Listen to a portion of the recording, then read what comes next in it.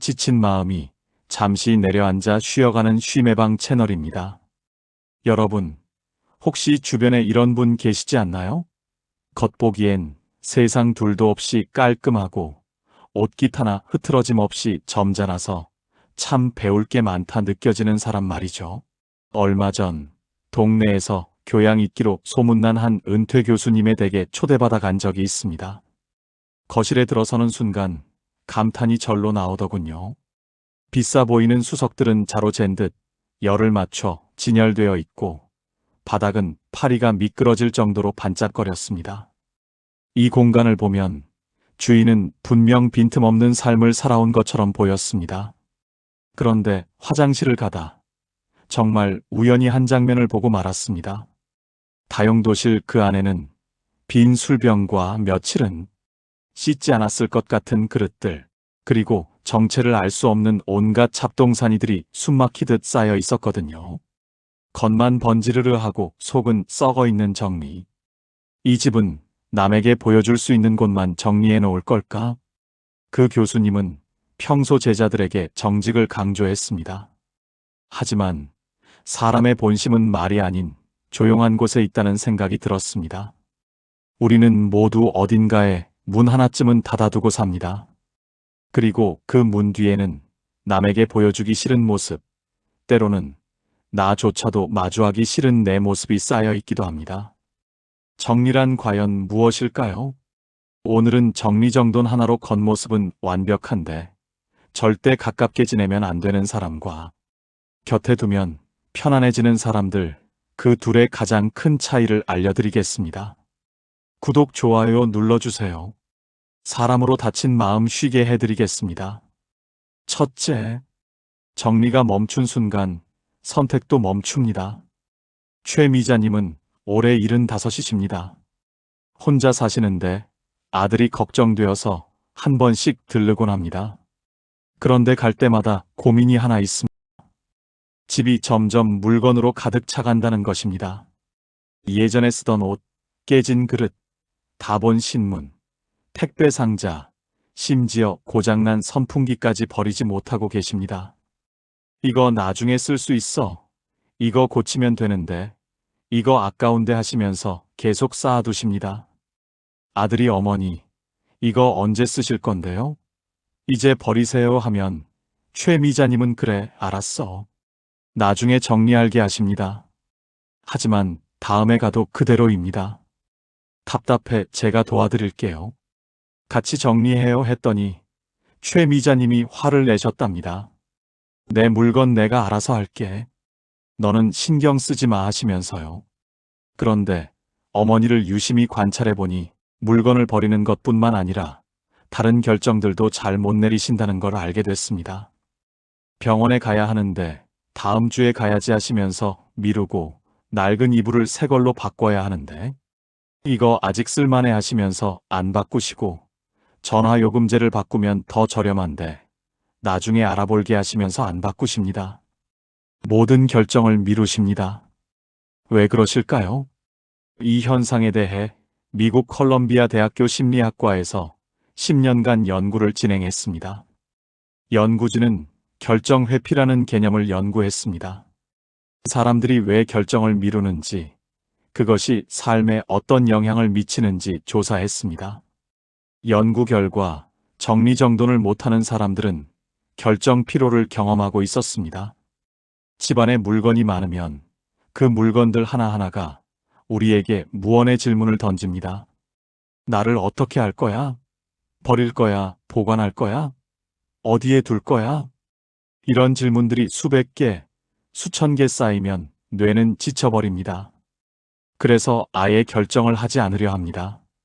결정을 내리는 것 자체가 에너지를 소비하는 일이기 때문입니다. 또 다른 발견도 있었습니다. 정리를 못하는 사람들은 완벽주의 성향이 있는 경우가 많았습니다. 정리를 하려면 제대로 해야지 대충 하면 안 돼 하는 생각 때문에 차라리 안 하는 것입니다. 그리고 손실 회피 심리도 작용했습니다. 물건을 버리는 것은 일종의 손실입니다. 나중에 필요하면 어떡하지? 하는 불안감 때문에 버리지 못합니다. 이런 심리가 쌓이면 모든 결정에서 손실만 보게 됩니다. 그래서 결정 자체를 회피하게 되는 것입니다. 연구진은 이렇게 결론지었습니다. 정리정돈 능력과 의사결정 능력은 같은 뇌 영역을 사용한다. 따라서 한쪽이 약하면 다른 쪽도 약할 가능성이 높다. 생각해보면 정리정돈은 계속된 결정의 연속입니다. 이 옷을 버릴까, 남길까? 결정. 이 책을 어디에 둘까? 결정. 이 서류는 언제까지 보관할까? 결정. 이 그릇은 누구에게 줄까? 결정. 하루에도 수십 번, 수백 번의 작은 결정을 내려야 합니다. 이런 결정들을 피하다 보면 자연스럽게 다른 영역의 결정도 피하게 됩니다. 노년에 이런 패턴이 더 심해지는 이유가 있습니다. 나이가 들면 불안감이 커집니다. 내가 잘못 결정하면 어떡하지? 내 판단이 맞을까? 나중에 후회하면 어떡하지 하는 걱정이 많아집니다. 젊을 때는 잘못된 결정을 해도 만회할 시간이 있습니다. 하지만 나이가 들면 이게 마지막 기회일 수도 있다는 생각이 듭니다. 그래서 더 신중해지고 그 신중함이 지나쳐서 결정을 아예 못 내리게 됩니다. 하지만 여기에 역설이 있습니다. 결정을 안 내리는 것도 하나의 결정입니다. 그것도 대개는 나쁜 결정입니다. 물건을 버리지 않기로 결정하면 집은 점점 좁아집니다. 병원에 안 가기로 결정하면 병은 점점 깊어집니다. 관계를 정리하지 않기로 결정하면 마음은 점점 복잡해집니다. 작은 결정들을 미루다 보면 나중에는 큰 위기가 찾아올 수 있습니다. 실존주의 철학자 장폴 사르트르는 이런 말을 했습니다. 인간은 자유의 형벌을 받았다. 우리는 끊임없이 선택해야 하고 그 선택에 책임을 져야 한다.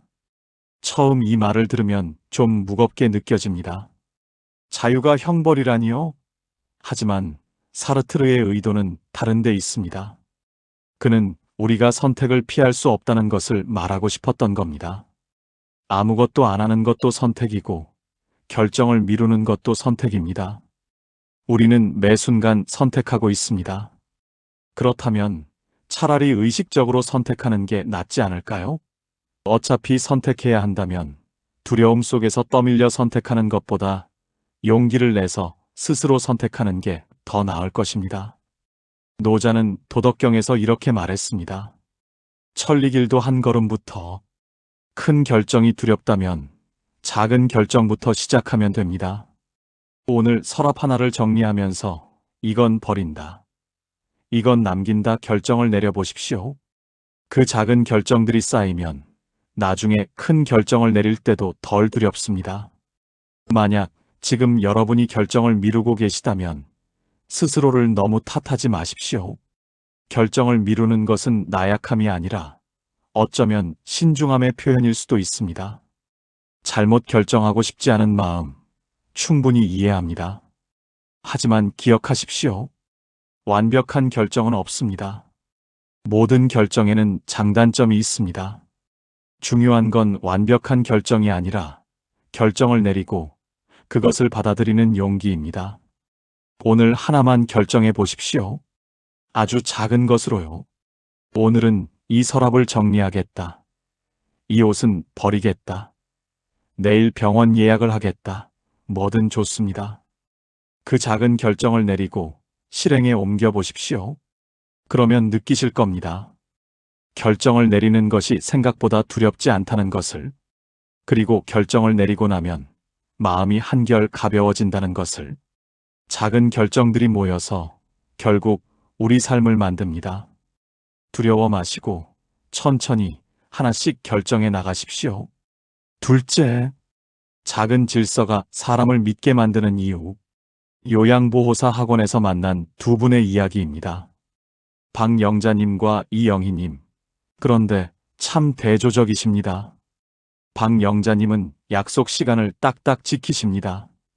9시 수업이 시작하면 8시 50분쯤 도착해 준비를 하십니다. 요양보호사 학원에서 무슨 준비물이 있으면 꼭 챙겨오시고 말씀하신 건 꼭 지키십니다. 이 영희님은 좀 다릅니다. 자주 까먹으십니다. 선생님이 그런 말을 했었어? 난 못 들었어 하시면서 다른 사람에게 빌리는 일이 많습니다. 학원의 지각도 잦고 준비물을 안 가져오시는 일도 많습니다. 나이 들어서 그래, 깜빡했네 하시면서 웃어 넘기십니다. 재미있는 건 두 분의 집을 가보면 확연히 차이가 난다는 겁니다. 박영자님은 현관에 작은 메모판이 붙어 있습니다. 거기에 며칠 준비물 챙겨가기 이렇게 적혀 있습니다. 달력에도 표시가 되어 있고 가방은 미리 챙겨서 문 앞에 놓아두십니다. 약 먹을 시간도 정해져 있어서 식탁 위에 그날 먹을 약이 준비되어 있습니다. 이 영희님은 좀 다릅니다.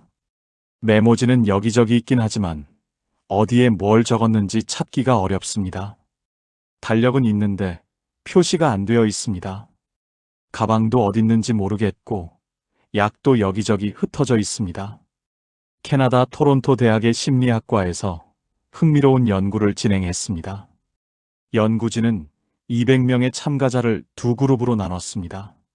한 그룹은 2주간 매일 자기 방을 정리하게 했고 다른 그룹은 평소대로 지내게 했습니다. 그리고 두 그룹 모두에게 일상적인 약속들을 주고 얼마나 잘 지키는지 관찰했습니다. 결과는 명확했습니다. 방을 정리한 그룹은 약속 이행률이 평균 87%였고 그렇지 않은 그룹은 62%였습니다. 무려 25% 차이가 났습니다. 연구자들은 한 걸음 더 나아갔습니다. 왜 이런 차이가 나는지 분석했습니다. 참가자들의 뇌를 MRI로 촬영한 결과 정리정돈을 하는 사람들은 계획과 실행을 담당하는 전두엽의 활동이 더 활발했습니다. 더 흥미로운 발견은 정리정돈이 실행 기능을 강화한다는 것이었습니다.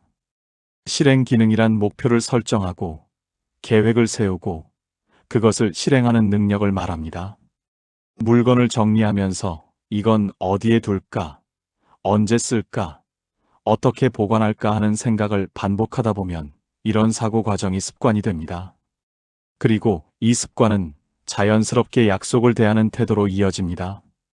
이 약속을 지키려면 뭘 준비해야 하지? 몇 시에 나가야 하지? 뭘 챙겨야 하지 하는 생각을 자동으로 하게 되는 것입니다. 정리정돈과 약속 이행, 언뜻 보면 전혀 관계없는 것 같지만 본질은 같습니다. 둘 다 책임감에서 나오는 행동입니다. 정리정돈을 한다는 것은 내가 쓴 건 내가 제자리에 둔다. 내 공간은 내가 관리한다는 책임감의 표현입니다. 약속을 지킨다는 것은 내가 한 말은 내가 책임진다. 다른 사람의 시간을 존중한다는 책임감의 표현입니다. 정리가 안 되는 사람은 어떤 면에서는 책임의 범위를 명확하게 설정하지 못한 경우가 많습니다. 이건 누가 치우겠지, 나중에 하면 되지 하면서 미루다 보면 점점 쌓입니다. 약속도 마찬가지입니다. 조금 늦어도 괜찮겠지, 다음에 하면 되지 하면서 미루다 보면 신뢰가 깨집니다. 특히 나이가 들면 이런 패턴이 더 중요해집니다. 젊을 때는 기억력이 좋아서 대충 해도 큰 문제가 없었을 수 있습니다. 하지만 60대, 70대가 되면 기억력이 예전만 못합니다. 이때 정리 습관이 없으면 정말 큰일입니다. 약 먹는 것도 까먹고, 병원 가는 것도 까먹고, 자식들과의 약속도 까먹게 됩니다. 반대로 정리 습관이 있는 사람은 시스템으로 보완합니다. 메모를 하고, 달력에 표시하고, 필요한 물건을 미리 준비해 둡니다. 기억력이 떨어지는 것을 인정하고 그것을 시스템으로 보완하는 것입니다. 독일의 철학자 임마누엘 칸트는 매우 규칙적인 생활로 유명했습니다. 그는 매일 똑같은 시간에 일어나고 똑같은 시간에 산책을 나갔습니다. 동네 사람들이 칸트를 보고 시계를 맞출 정도였다고 합니다. 그의 방도 항상 정돈되어 있었습니다. 칸트는 이렇게 말했습니다.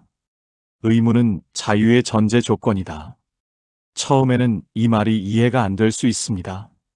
의무와 자유는 반대되는 것 같은데 어떻게 의무가 자유의 전제가 될 수 있을까요? 하지만 깊이 생각해보면 이해가 됩니다. 우리가 작은 의무들을 충실히 이행할 때 그것이 쌓여서 신뢰가 됩니다. 신뢰가 쌓이면 더 큰 자유를 누릴 수 있습니다.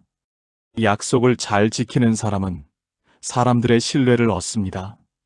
그러면 더 많은 기회가 생기고 더 많은 관계가 맺어집니다. 반대로 약속을 안 지키는 사람은 점점 고립됩니다. 사람들이 더 이상 약속을 하지 않으려 하고 중요한 일을 맡기지 않습니다. 작은 정리정돈도 마찬가지입니다. 물건을 제자리에 두는 작은 의무를 이행하면 나중에 그 물건이 필요할 때 바로 찾을 수 있는 자유를 누립니다. 의무가 자유를 만드는 것입니다. 혹시 지금까지 약속을 자주 못 지키셨다면 자책하지 마십시오. 나이가 들면 기억력이 떨어지는 건 자연스러운 일입니다. 중요한 건 그것을 인정하고 시스템을 만드는 것입니다. 오늘부터 작은 것 하나만 해보십시오. 달력을 하나 구입하셔서 벽에 보이는 곳에 걸어두십시오. 그리고 약속이 생기면 그 자리에서 바로 달력에 표시하십시오. 큰 글씨로 또박또박 쓰십시오. 그것만 해도 많이 달라집니다. 매일 아침 달력을 보는 습관이 생기면 약속을 까먹는 일이 줄어듭니다. 약속을 지키면 마음이 편해집니다. 다른 사람들도 여러분을 더 신뢰하게 됩니다. 정리정돈도 약속 이행도 결국은 나와 다른 사람을 존중하는 마음에서 나옵니다. 그 마음을 행동으로 옮기는 것, 그것이 바로 어른의 품격입니다. 셋째, 짜증이 적은 사람에게 공통으로 보이는 한 가지. 김희성님은 올해 72살이십니다. 평생 교직 생활을 하시다가 정년 퇴임을 하신 분입니다. 김희성님 댁에 가면 늘 느끼는 게 있습니다. 혼자 사시는데 현관에서부터 다릅니다. 신발이 가지런하게 정리되어 있습니다. 거실로 들어가면 책장에 책들이 종류별로 정리되어 있고 탁자 위에는 필요한 것만 딱 놓여 있습니다. 어느 날 김희성님께 여쭤봤습니다. 선생님, 어떻게 늘 이렇게 정리가 잘 되어 있으세요? 그러자 김희성님은 이렇게 대답하셨습니다. 글쎄요, 특별히 애를 쓰는 건 아니고요. 그냥 쓴 건 제자리에 두는 습관이 있어요. 근데 이게 물건만 그런 게 아니에요. 마음도 그렇게 정리하게 되더라고요. 그 말씀이 참 인상적이었습니다. 마음을 정리한다는 게 무슨 의미일까? 한참을 생각했습니다. 김희성님은 누군가와 이야기를 나누다가 기분이 상하는 일이 있어도 그 감정을 그대로 끌고 가지 않으신다고 했습니다. 잠시 혼자 시간을 갖고, 내가 지금 왜 화가 났을까 하고 스스로 마음에 대해 생각해 보신답니다. 그리고 그 감정을 인정하고 필요하면 표현하고 아니면 스스로 사귀고 넘어가신답니다. 마치 어질러진 방을 정리하듯 복잡한 감정도 하나씩 들여다보고 정리하신다는 겁니다. 실제로 심리학 연구에서도 이런 연결고리가 증명되었습니다. 미국 UCLA 대학교의 심리학 연구팀이 32가족을 대상으로 3년간 연구를 진행한 적이 있습니다. 연구팀은 각 가정의 물리적 환경과 거주자들의 스트레스 수준, 감정 조절 능력을 측정했습니다. 결과가 놀라웠습니다. 집안이 정돈되어 있는 가정의 구성원들은 스트레스 호르몬인 코르티솔 수치가 현저히 낮았고 감정 조절 능력 테스트에서도 높은 점수를 받았습니다. 반대로 물건이 많고 어수선한 환경에 사는 사람들은 만성적인 스트레스를 경험하고 있었고 감정 기복도 심한 것으로 나타났습니다. 왜 그럴까요? 연구자들은 이렇게 설명합니다. 어질러진 공간은 시각적으로 우리 뇌에 계속 자극을 줍니다. 이것도 치워야 하고 저것도 정리해야 하고 하는 미완성 과제들이 무의식적으로 우리를 압박합니다. 이런 상태가 지속되면 뇌는 쉴 수가 없습니다.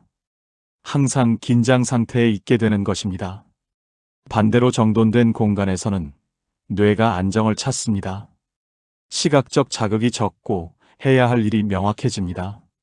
이런 환경에서는 감정을 다스리는 뇌의 전두엽이 제대로 작동할 수 있습니다.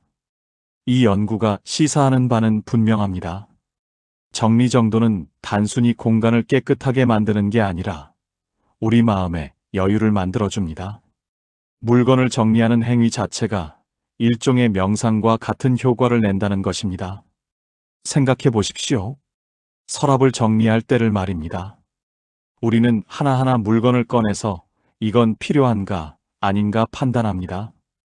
필요 없는 건 버리고 필요한 건 분류해서 다시 넣습니다. 이 과정에서 우리는 끊임없이 작은 결정들을 내립니다. 이런 결정을 내리는 연습이 쌓이면 감정을 다룰 때도 비슷한 방식으로 접근하게 됩니다. 이 감정은 정당한가, 과한가, 이 화는 표현해야 하나, 사겨야 하나, 이 슬픔은 받아들여야 하나, 떨쳐내야 하나, 이런 판단을 할 수 있게 되는 것입니다. 정리가 안 되는 사람은 이런 판단을 미룹니다.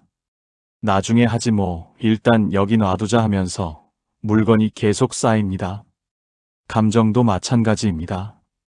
그냥 참자, 나중에 생각하자 하면서 감정을 쌓아둡니다.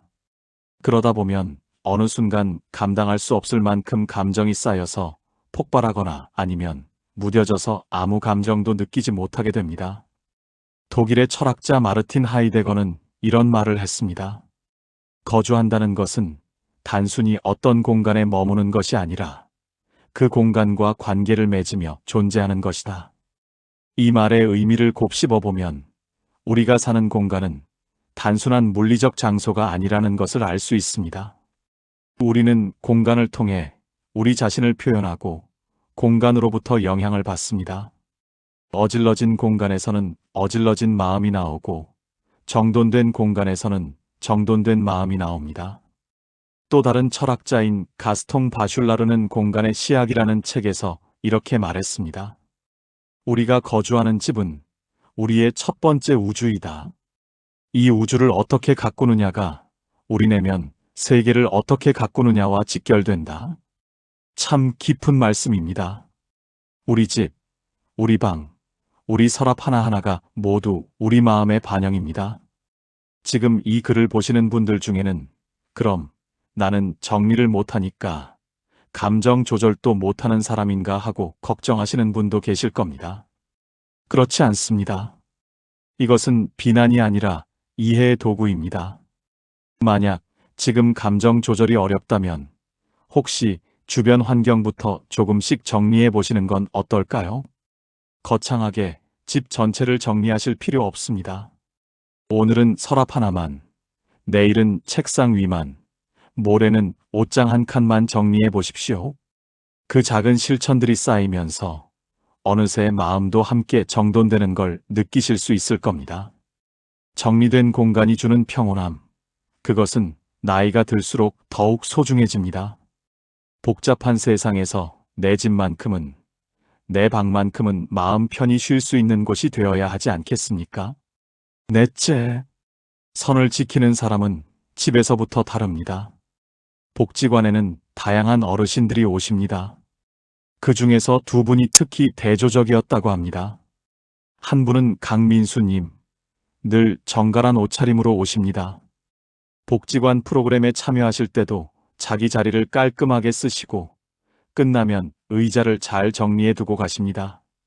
다른 어르신들과 대화하실 때도 적당한 거리를 유지하시고 상대방이 불편해하면 바로 알아차리십니다. 한 번은 다른 어르신이 강민수님, 이거 좀 도와주시겠어요? 하고 부탁했는데 강민수님께서 제가 지금 좀 바쁜데 30분 뒤에 도와드려도 될까요? 하셨답니다. 자기 사정을 솔직하게 말씀하시면서도 완전히 거절하지 않고 대안을 제시하신 겁니다. 반면 또 다른 어르신 김영길님은 좀 달랐습니다. 남의 이야기에 끼어들기를 좋아하시고 조언을 구하지도 않았는데 이것저것 참견하십니다. 다른 사람의 물건을 허락 없이 만지기도 하고 지나치게 가까이 다가와서 이야기하십니다. 사회복지사님이 관찰한 바로는 이 두 분의 집도 확연히 달랐다고 합니다. 강민수님 댁은 방문했을 때 모든 물건이 제자리에 있었습니다. 책은 책장에, 신문은 신문꽂이에, 안경은 안경 케이스에 담겨 있었습니다. 각각의 물건이 자기 자리를 갖고 있었습니다. 다른 김영길님 댁은 물건들이 뒤섞여 있었습니다. 책상 위에 옷이 놓여 있고, 침대 위에 책이 놓여 있고, 주방 식탁 위에는 먹다 버린 음식물 쓰레기들이 놓여 있었습니다. 물건들의 경계가 없었습니다. 스탠포드 대학교에서 재미있는 연구를 진행했습니다. 연구진은 공간 인식과 사회적 경계의 관계를 조사했습니다. 참가자들을 두 그룹으로 나눠서 한 그룹은 정돈된 사무실에서 일하게 하고 다른 그룹은 어수선한 사무실에서 일하게 했습니다. 그리고 일주일 후 두 그룹의 대인관계 패턴을 관찰했습니다. 결과가 놀라웠습니다. 정돈된 공간에서 일한 그룹은 다른 사람과의 대화에서 적절한 거리를 유지했고 상대방의 의견을 끝까지 듣는 경향이 있었습니다. 반면 어수선한 공간에서 일한 그룹은 대화 중에 끼어드는 빈도가 높았고 상대방의 개인 공간을 침범하는 경우가 많았습니다. 연구자들은 이것을 공간 경계 인식으로 설명했습니다. 물건들이 제자리에 있다는 것은 각 물건이 자기만의 공간, 즉 경계를 갖고 있다는 뜻입니다. 이런 환경에서 생활하면 자연스럽게 경계라는 개념에 익숙해집니다. 이 경계 인식은 물건에만 적용되는 게 아닙니다. 사람에게도 적용됩니다. 이 사람에게도 자기만의 공간이 있구나. 이 사람의 경계를 존중해야겠구나 하는 생각을 자연스럽게 하게 되는 것입니다. 반대로 물건이 뒤섞여 있는 환경에서는 경계 개념이 흐려집니다. 뭐든 뒤섞여도 괜찮아. 구분이 명확하지 않아도 돼 하는 무의식이 생깁니다. 이것이 사람 관계에도 영향을 미쳐서 남의 영역에 함부로 들어가는 행동으로 나타나는 것입니다. 경계를 존중한다는 것은 성숙한 인간관계의 기본입니다. 우리는 모두 독립된 개인입니다. 각자의 생각이 있고 감정이 있고 공간이 있습니다. 이것을 존중해 주는 것이 진정한 배려입니다. 그런데 나이가 들면 이 경계가 흐려지는 경우가 있습니다. 나는 나이도 많고 경험도 많으니까 조언해 줘도 되겠지. 가까운 사이니까 이 정도는 괜찮겠지 하는 생각으로 상대방의 경계를 침범하게 됩니다. 하지만 아무리 가까운 사이라도 아무리 좋은 의도라도 경계는 존중되어야 합니다. 특히 자식들과의 관계에서 이것이 중요합니다. 자식들도 이제 어른입니다. 자기 삶이 있고 자기 방식이 있습니다. 엄마가 해주는 게 좋은 거야. 내가 경험이 많으니까 내 말이 맞아 하면서 자식의 삶에 과도하게 개입하면 오히려 관계가 나빠집니다. 정리정돈이 잘 되어 있는 사람은 이것을 압니다. 내 물건과 남의 물건을 구분하듯 내 영역과 남의 영역을 구분합니다. 내 생각과 남의 생각을 구분합니다. 서랍을 정리할 때를 생각해 보십시오. 내 물건은 내 서랍에, 남편 물건은 남편 서랍에, 손주 물건은 손주 서랍에 넣습니다. 섞지 않습니다. 이렇게 명확하게 구분하는 습관이 관계에서도 경계를 존중하는 태도로 이어지는 것입니다. 레바논의 시인이자 철학자인 칼릴 지브라는 예언자라는 책에서 결혼에 대해 이렇게 말했습니다. 함께 있되 거리를 두십시오. 그리하여 하늘의 바람이 그대들 사이에서 춤추게 하십시오. 이 말은 결혼뿐만 아니라 모든 인간관계에 적용됩니다. 가까이 있으면서도 적절한 거리를 유지하는 것, 그것이 건강한 관계의 비결입니다. 공자도 논어에서 이런 말을 했습니다. 군자지교다며 수. 군자의 사귐은 물처럼 담백하다는 뜻입니다. 물은 투명합니다. 서로가 서로를 선명하게 볼 수 있습니다. 물은 형태가 없습니다. 상대방의 모양에 맞춰 흐릅니다. 하지만 물은 경계가 있습니다. 물은 물이고 그릇은 그릇입니다. 좋은 관계란 이런 것입니다. 서로를 투명하게 이해하면서도 서로의 형태를 존중하고 명확한 경계를 유지하는 것입니다. 혹시 지금까지 타인의 경계를 침범한 적이 있으시다면 너무 자책하지 마십시오. 대부분은 좋은 의도에서 나온 행동일 겁니다. 사랑하기 때문에, 걱정되기 때문에, 도와주고 싶어서 그랬을 겁니다. 하지만 이제는 조금 다른 방식으로 사랑을 표현해 보시면 어떨까요?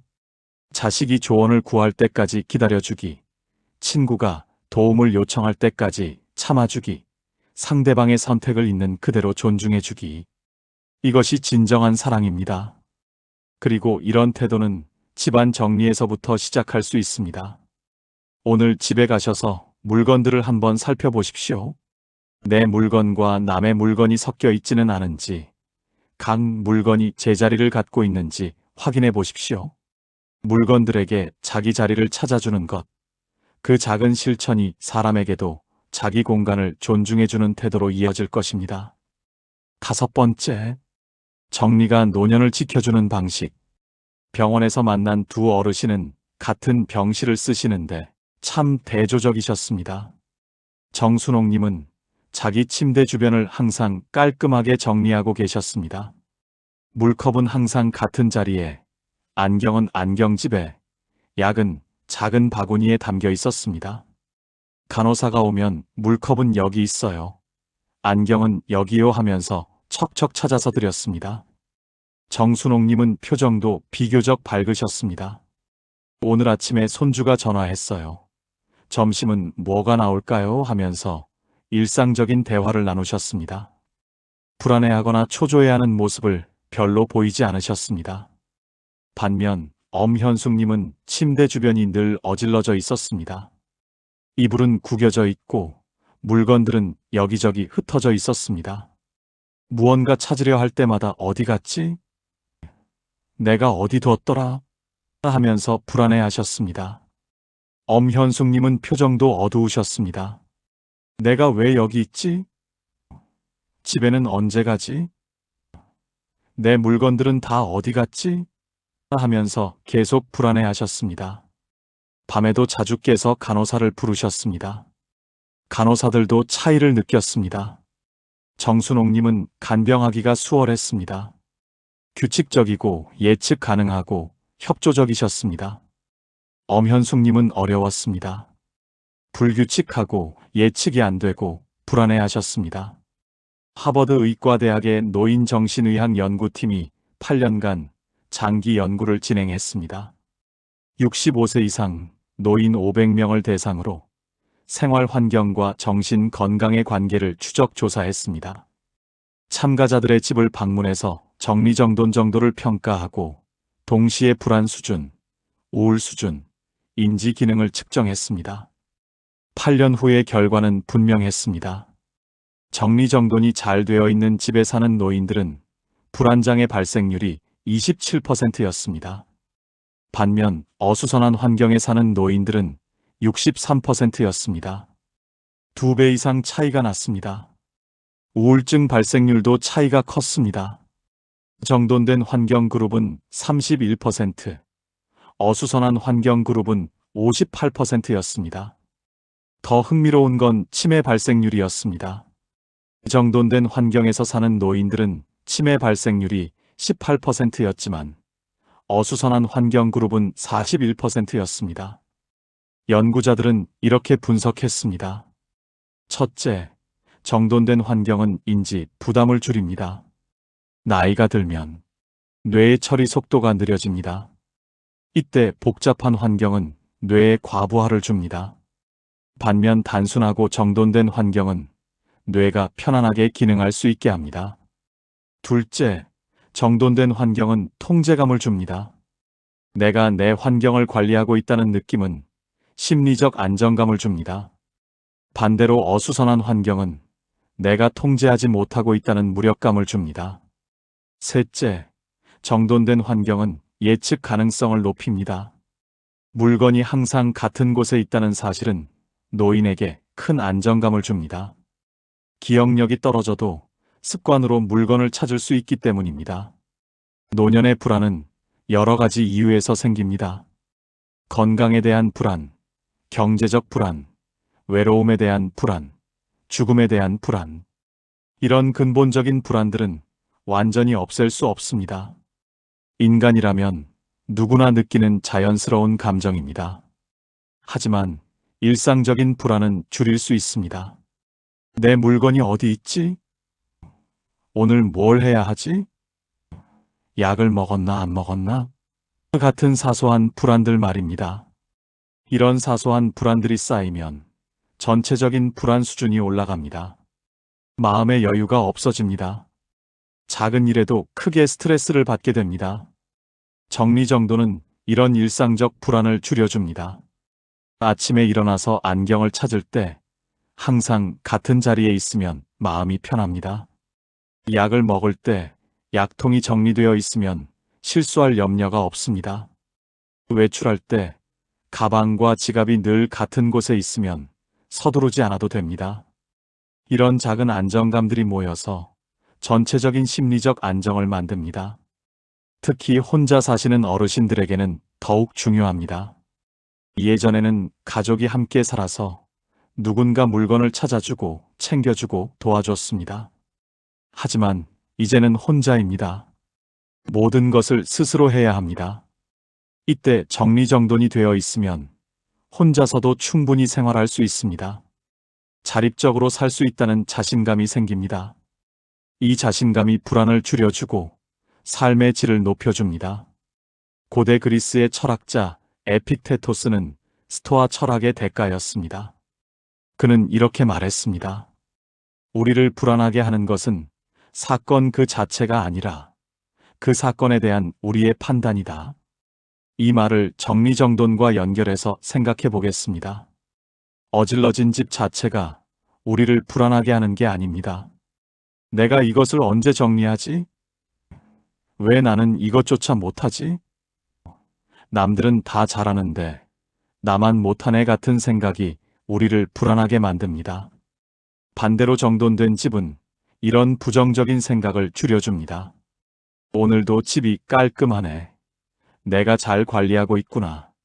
마음이 편하네. 같은 긍정적인 생각을 하게 만듭니다. 에픽테토스는 또 이렇게 말했습니다. 우리가 통제할 수 있는 것에 집중하라. 통제할 수 없는 것은 받아들여라. 노년의 많은 불안들은 통제할 수 없는 것들입니다. 나이가 드는 것, 건강이 약해지는 것, 사랑하는 사람들과의 이별. 이것들은 어쩔 수 없습니다.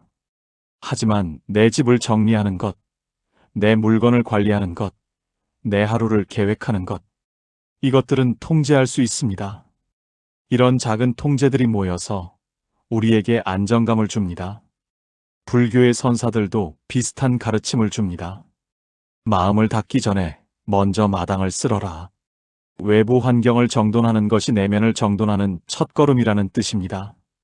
집을 깨끗이 하고 물건을 정리하고 공간을 정돈하는 것. 이런 단순한 행위들이 마음의 평화로 이어진다는 것입니다. 노년에 느끼는 불안, 충분히 이해합니다. 젊을 때는 미래가 있었습니다. 뭔가 잘못돼도 다시 하면 되지 할 수 있었습니다. 하지만 이제는 미래가 젊었을 때만큼 길지 않습니다. 그래서 더 불안합니다. 하지만 바로 그렇기 때문에 지금 이 순간이 더 소중합니다. 남은 시간을 불안 속에서 보낼 것인가, 평온 속에서 보낼 것인가. 그것은 선택의 문제입니다. 그 선택은 거창한 곳에서 시작되지 않습니다. 바로 내 방, 내 서랍, 내 책상에서 시작됩니다. 오늘 저녁 잠들기 전에 주변을 한번 돌아보십시오. 내일 아침에 일어나서 제일 먼저 찾을 물건들을 같은 자리에 두십시오. 안경, 물컵, 약, 휴대폰. 이것들이 늘 같은 자리에 있게 해보십시오. 그리고 내일 아침 그 물건들을 쉽게 찾았을 때의 안도감을 느껴보십시오. 아, 여기 있네 하는 그 순간의 평온함을 느껴보십시오. 그 작은 평온함들이 모여서 하루의 평온함이 됩니다. 하루의 평온함이 모여서 인생의 평온함이 됩니다. 노년의 불안은 완전히 없앨 수 없습니다. 하지만 줄일 수는 있습니다. 그 시작은 정리정돈입니다. 자, 그럼 이제 실질적으로 도움이 될 만한 정리정돈 꿀팁 3가지를 말씀드리겠습니다.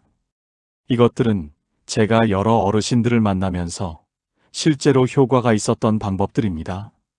거창하지 않고 누구나 쉽게 할 수 있는 것들입니다. 꿀팁 첫 번째, 딱 한 곳만 바꿔도 달라지는 하루. 많은 분들이 정리를 시작할 때 이런 실수를 하십니다. 오늘 집 전체를 다 정리해야지 하면서 너무 큰 목표를 세우십니다. 그러면 어떻게 될까요? 한두 시간 하다가 지쳐서 포기하게 됩니다. 그리고 역시 나는 안 돼 하면서 자책하게 됩니다. 대신 이렇게 해보십시오. 오늘은 서랍 하나만 정리하십시오. 그것도 제일 작은 서랍부터 시작하십시오. 부엌 서랍이든 옷장 서랍이든 책상 서랍이든 상관없습니다. 서랍을 열어서 모든 물건을 꺼내 놓으십시오. 그리고 하나씩 손에 들고 물어보십시오. 이거 1년 안에 썼나? 안 썼으면 버리거나 다른 사람에게 주십시오. 썼으면 깨끗이 닦아서 다시 넣으십시오. 왜 이 방법이 효과가 있을까요? 작은 성공 경험을 주기 때문입니다. 서랍 하나를 완벽하게 정리하고 나면 내가 해냈네 하는 성취감이 생깁니다. 이 성취감이 다음 정리를 할 동기가 됩니다. 그리고 작은 공간부터 정리하면 부담이 적습니다. 30분이면 충분합니다. 너무 지치지 않습니다. 오늘 당장 실천. 저녁 먹고 나서 부엌 서랍 하나만 정리해 보십시오. 꿀팁 두 번째. 정리 잘하는 사람은 기억력을 쓰지 않습니다. 정리를 해놔도 금방 다시 어질러지는 이유가 뭘까요?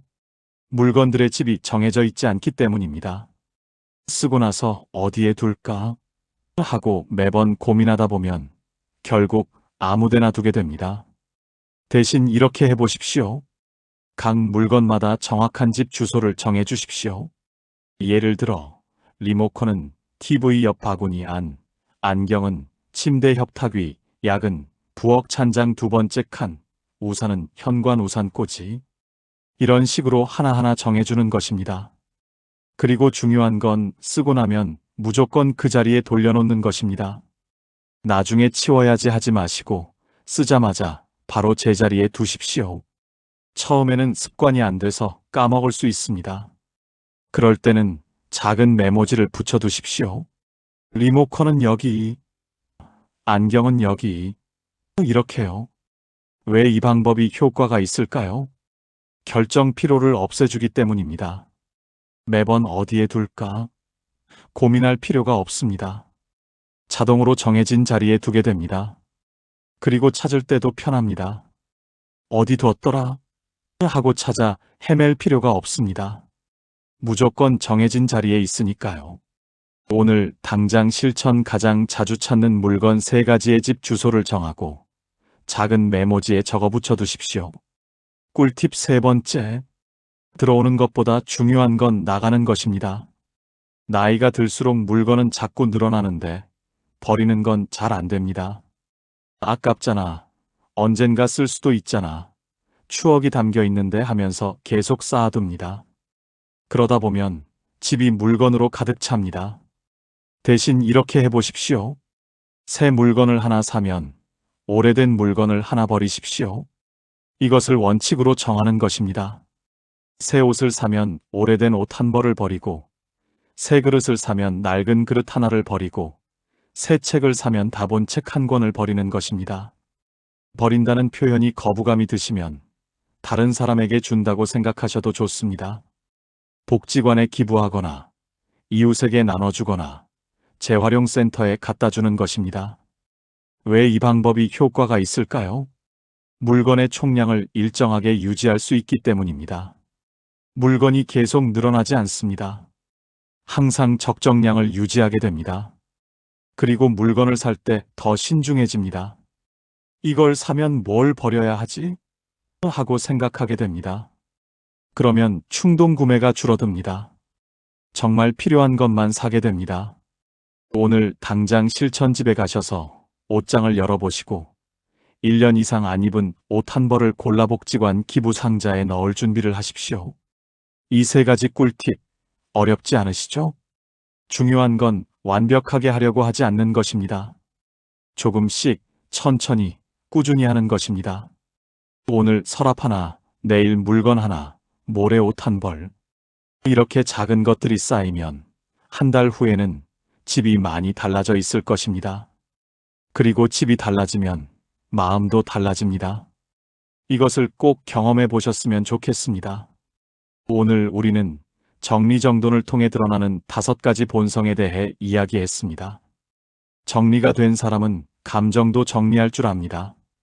복잡한 마음을 들여다보고 필요한 것은 남기고 불필요한 것은 내려놓을 줄 압니다. 이 모든 이야기가 결국 무엇을 말하는 걸까요? 정리정돈은 단순히 집을 깨끗하게 만드는 행위가 아니라는 것입니다. 그것은 삶을 대하는 태도이고 자신과 타인을 존중하는 방식이고 노년을 평온하게 보내는 지혜입니다. 오늘 이 이야기가 여러분의 마음에 작은 울림이 되었기를, 그리고 여러분의 삶이 조금 더 정돈되고 평온해지기를 바랍니다. 여러분은 이미 충분히 잘 살아오셨습니다. 사람과 사람 사이, 너무 가깝지도 멀지도 않게 그 거리를 함께 배우는 쉼의 방 채널입니다. 구독과 좋아요로 함께 해주세요.